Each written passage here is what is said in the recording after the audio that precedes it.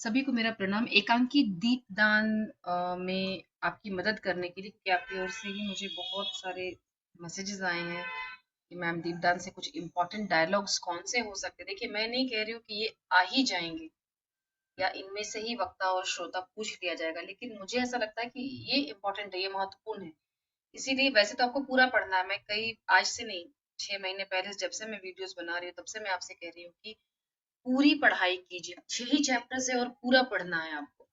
लेकिन फिर भी अभी कुछ शॉर्ट इतने कम समय में, मतलब कम समय में अगर कुछ बच्चों ने अगर तैयारियां नहीं की हैं और उन्हें लगता है कि कुछ अगर इम्पोर्टेंट मुझे मिल जाए संवाद तो अच्छा हो, तो आप उन्हीं बच्चों के लिए खास करके कुछ इम्पोर्टेंट मैं यहाँ पर डायलॉग्स में बता रही हूँ। सबसे पहला है दीपदान से, पेज नंबर 84 में। पेज 84 किसमें है दीपदान? आपके एकांकी संचय किताब में, जो अंतिम चैप्टर है दीपदान, उसमें पेज नंबर 84 में उदय सिंह का एक उदय सिंह जब कहते हैं कि धाई माँ, तुलजा भवानी मंदिर में जो दीपदान पर्व का आयोजन किया जा रहा है उसमें बहुत सुंदर सुंदर लड़कियां नाच रही हैं, तो चलो ना धाई माँ। तो धाई माँ वहां पर कहती हैं कि इस समय मुझे नाच देखना अच्छा नहीं लगता। पर इम्पोर्टेंट क्या है इसमें?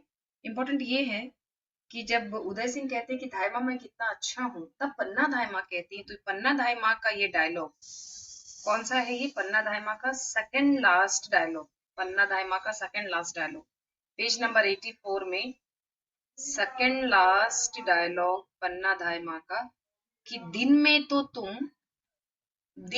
तो तुम चित्तौड़ के सूरज हो कुंवर, और रात में तुम राजवंश के दीपक हो, महाराणा सांगा के कुल दीपक। तो ये एक महत्वपूर्ण कथन है और कहने वाली है पन्ना दाइमा, यानी जो अर्थात वक्ता है पन्ना दाइमा और श्रोता है कुंवर उदय सिंह।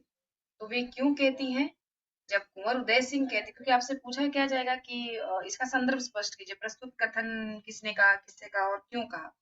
तो क्यों कही यह बात पन्ना दाइमा? उन्होंने यह बात इसलिए कही क्योंकि कुंवर उदय सिंह में बहुत चंचलता थी, और वे हंसकर कहते हैं कि तुम कहती हो कि मेरा नाम कुंवर उदय सिंह इसलिए रखा गया है क्योंकि मैं तो मतलब सूरज तो दिन में चमकता है, सूरज जो है वह तो दिन में चमकता है, तो फिर सूरज का उदय रात में कैसे हो सकता है?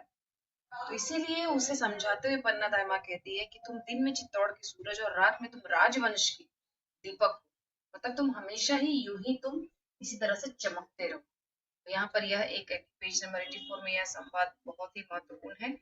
इसके बाद दूसरा संवाद जो महत्वपूर्ण है, पेज नंबर 85 में आ जाएं। पेज नंबर 85 का सबसे पहला संवाद उदय सिंह का है कि जाओ धाई माँ, मैं नहीं देखूंगा, मैं उदय सिंह के उदय से भी नहीं बनूंगा और कुल दीपक भी नहीं बनूंगा, कुछ नहीं बनूंगा। तो पन्ना धाई माँ उसे समझाती है। तो ये पन्ना धाई माँ का जो सेकंड, मतलब पन्ना धाई माँ का जो डायलॉग है, पहला वाला डायलॉग पन्ना धाई माँ का, कि रूठने से राजवंश नहीं चलता है, मतलब राजवंश रूठ करके सो जाने से नहीं चलता है, बल्कि किसी भी स्थिति का सामना करने से राजवंश चलता है। तो वह उसे आदेश देती कि जाओ शैया पर सो जाओ और मैं तुम्हारी तलवार अलग रख दूंगी। तो इसी के बाद है पन्ना धाई माँ का जो अगला संवाद है वो भी बहुत महत्वपूर्ण है। यहाँ पर पन्ना धाई माँ कह रही हैं कि तुम कभी रात में अकेले नहीं जाओगे। ये पन्ना धाई माँ का थर्ड लास्ट डायलॉग है, पेज नंबर 85 में। दूसरा जो पन्ना धाई माँ का थर्ड लास्ट डायलॉग है कि चारों तरफ जहरीले सर्प घूम रहे हैं, तुम्हें किसी भी समय डस सकते हैं। तो यहाँ जहरीले सर्प से तात्पर्य है बनवीर का।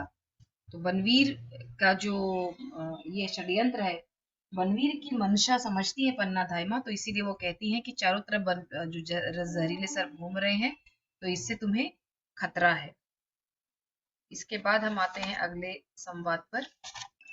पेज नंबर 86 में हम पाते हैं, पेज 86 में सोना एक संवाद कहती है। सोना सेकंड लास्ट संवाद सोना का है। सोना कहती है, सोना कौन है? रावल स्वरूप सिंह की बेटी है सोना। रावल क्या है? रावल एक पोस्ट है। तो सोना कहती है कि धाई माँ, उदय सिंह के सामने तुमने अपने हृदय को, मतलब उदय सिंह के लिए तुमने अपने हृदय को खोखला कर दिया, हॉलो कर दिया है। जैसे तलवार जिस म्यान में रखी जाती है तलवार, वह म्यान खोखली होती है, वैसे ही तुमने उदय सिंह को अपने हृदय में रखने के लिए तुमने अपने मतलब हृदय को खोखला कर दिया। कहने का अर्थ तुमने अपने बेटे को हटा दिया, चंदन को उससे निकाल दिया और उदय सिंह के लिए अपने हृदय को तुमने खोखला कर दिया। तो ये भी बहुत ही इंपॉर्टेंट है। इसके बाद सोना का एक एक शब्द है बागड़। बागड़ इंपॉर्टेंट है इसमें क्यों? क्योंकि बागड़ के इलाके से वे हाथी घोड़े की झूल लाए थे। तो कहाँ से लाए थे बनवीर, कहाँ से सोना के लिए क्या लेकर आया था? तो बागड़ के इलाके से हाथी घोड़े की झूल लेकर के आया था। तो ये शब्द भी इम्पोर्टेंट है यहाँ पर। इसके बाद है सोना कहती है कि जो महाराजा बनवीर है वे तुम्हें कह रहे हैं तुम्हारे बारे में कि तुम अरावली पर्वत बनकर महल में बैठ गई हो। तो क्यों अरावली पर्वत के बारे में चर्चा की है यहाँ पर? जैसे अरावली राजपूताने की रक्षा करता, अरावली पर्वत राजपूताने की रक्षा करती है, वैसे ही पन्ना धाय माँ, जो पन्ना धाय माँ है उसको सिंबॉलिक वे में कहा गया है कि वह अरावली है और वह पन्ना धाय माँ जो है वह उदय की रक्षा करती है किसी भी मुसीबत से, इसीलिए उन्हें अरावली कह करके पुकारा गया है। इसके अलावा देखिए ये कहाँ हुआ था, यह उत्सव कहाँ मनाया गया था? तो मयूर पक्ष कुंड में। कहाँ है मयूर पक्ष कुंड? तुलजा भवानी मंदिर जहाँ पर है वहीं पर मयूर पक्ष कुंड है और वहीं पर यह उत्सव, ये जो दीपदान उत्सव है वह मनाया गया था। इसके बाद सोना को कहते हैं ये बनवीर कहता है कि अगर थाई माँ अरावली बनकर बैठी है तो तुम बनास बनकर बहो। मैं कई बार कहती हूँ आपसे कि ये सारे शब्दों को याद रखिए। अरावली, बनास, बेरिस नदी, फिर कुंभलगढ़, इसमें एक शब्द आया है कुंभलगढ़। कुंभलगढ़ नाम क्यों आया है? क्योंकि पन्ना ने कहा था कि वह उसे लेकर के उदय सिंह को की रक्षा के लिए वह उसे लेकर के कुंभलगढ़ चली जाएगी। फिर मारवाड़ के नाम का जिक्र आया है। क्यों मारवाड़ का जिक्र आया है? क्योंकि ये कहते हैं, बनवीर कहते हैं कि मैं तुम्हें मारवाड़ देता हूँ पन्ना और तुम मुझे उदय सिंह को दे दो। तब पन्ना कहती है कि राजपूतानियां जो होती है वो व्यापार नहीं करती, ये ऐसा व्यापार नहीं करती। वे या तो जौहर पर, चिता पर चढ़ जाती है या फिर वे युद्ध भूमि में जाती है। तो इसीलिए वो ये संवाद कहती है यहाँ पर। इसके बाद एक वाक्य सोना का है पेज नंबर 87 में, द्रौपदी की चीर की तरह। तो क्या है द्रौपदी का चीर?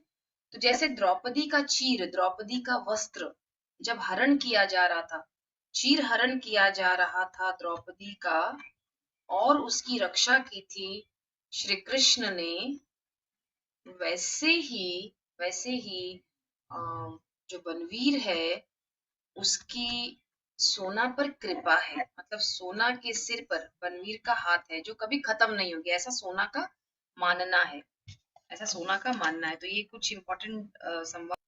पेज नंबर 88 में एक और इम्पोर्टेंट संवाद है, सोना का ही है कि धाइमा पागल कौन नहीं है। जब पन्ना कहती है कि बनवीर की कृपा से तुम एकदम मैड हो गई हो, पागल हो गई हो सोना, बनवीर के अनुग्रह ने तुम्हें पागल बना दिया। क्यों पागल?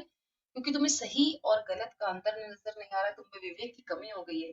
तब सोना कहती है कि यहाँ हर लोग, सब कोई पागल है, तुम भी पागल हो, उदय सिंह की रक्षा में तुम पागल हो गई हो, विक्रमादित्य के पास, विक्रमादित्य अपने 7,000 पहलवानों के साथ पागल है और जो ये है बनवीर है वो विक्रमादित्य की आत्मीयता से पागल है।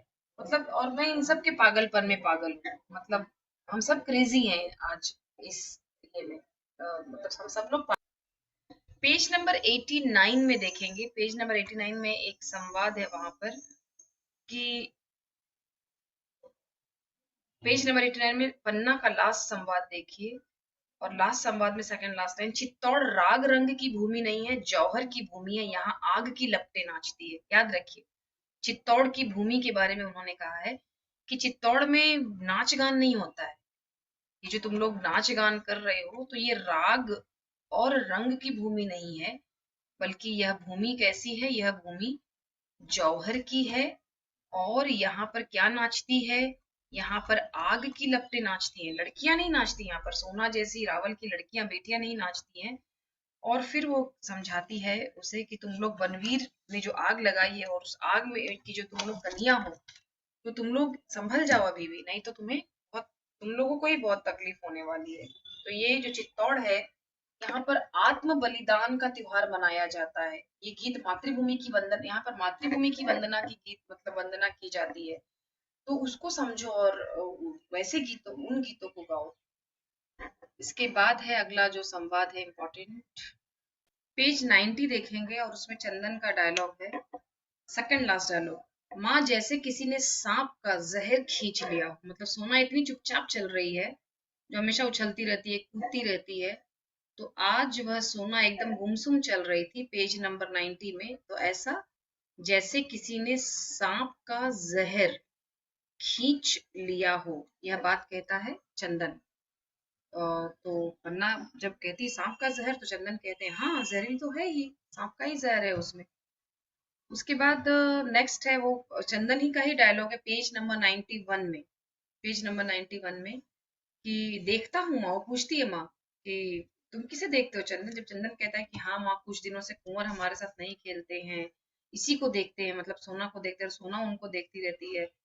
तो पन्ना कहती तुम किसको देखते हो, तो तब चंदन कहता है कि माँ मैं पहाड़ी खरगोशों को देखता हूँ। क्यों देखता हूँ? क्योंकि ये बहुत तेजी से पहाड़ों पर चढ़ते हैं, उतरते हैं, और इसीलिए मैं उनको देखता हूँ। इसके बाद है नेक्स्ट जो इम्पोर्टेंट डायलॉग है, पेज नंबर 93, लास्ट डायलॉग। आज कुसमय नाच रंग की बात सुनकर मेरे मन में शंका हुई थी, इसीलिए मैंने कुंवर को वहां जाने से रोक दिया था। ये पन्ना कह रही है। कब कह रही है पन्ना? जब शामली उसे बताती है कि विक्रमादित्य की हत्या हो गई है और बनवीर यहाँ पर आ रहा है, रक्त से भीगी हुई तलवार लेकर के, वह अपने मतलब इसी महल की ओर, वह पहले अपने महल की ओर गया है और अब इस ओर आएगा ही आएगा, सैनिकों को उसने अपनी तरफ मिला लिया है। तो ये सब बातें वह बताता है।